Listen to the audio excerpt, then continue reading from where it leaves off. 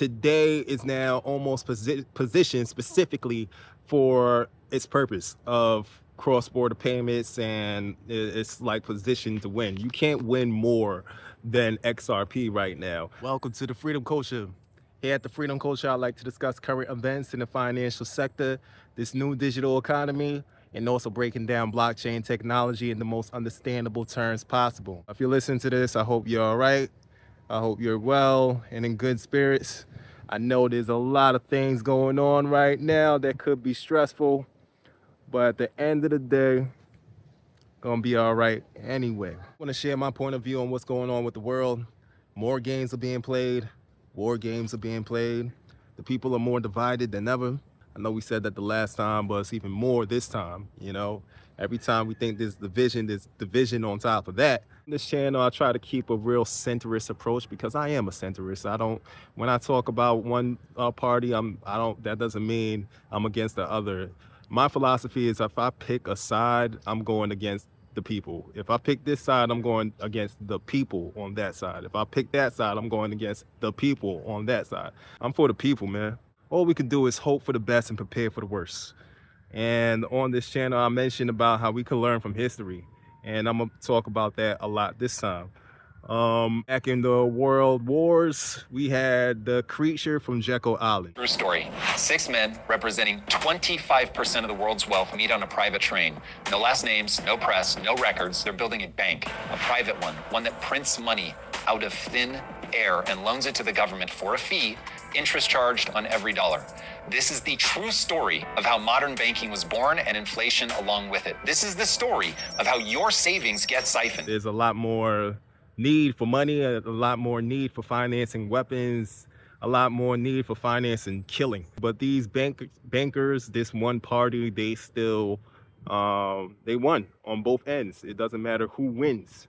So as long as they keep the people divided, it's a market. Any type of division, there's a market. That's one thing that I'm learning. This one party is still in play. You know, this is the cycle continues. But one thing is that people don't really pay attention to it. Now we got Israel bombing Iran. Iran bombing Israel. They're bombing each other. And it's very tragic. These are two hot spots, two global powers that's in a religious war.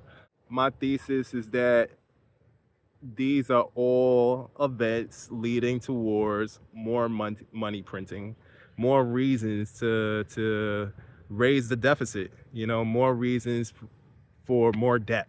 The one big, beautiful bill that's being passed by Donald Trump, as an American patriot, I don't see why would you want a weaker dollar. So when you add in more debt, it's structurally weakening the dollar. When you're cutting back interest rates, that dollar power is not going to be as strong.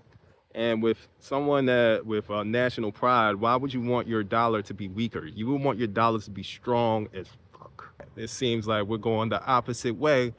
And it is profitable for it to go the opposite way for those people who's on the opposite of the people, on the opposite side of the coin. Lower interest rates, a weaker dollar is going to benefit large companies.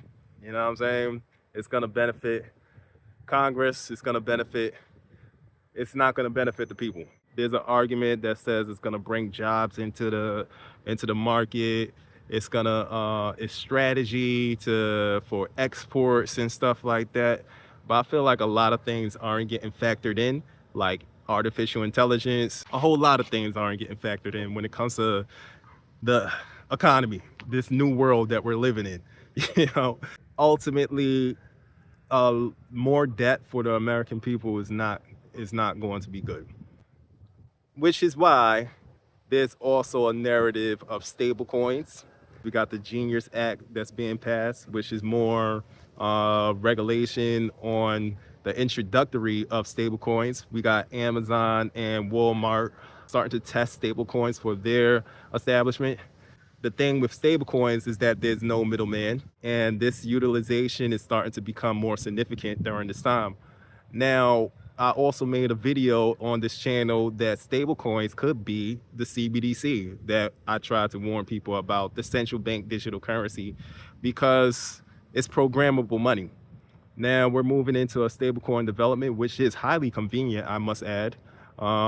It is convenient to have stablecoins instead of dealing with banks and all that. Of course, I'm anti-bank, and any way to shortcut from that, I'm all for it.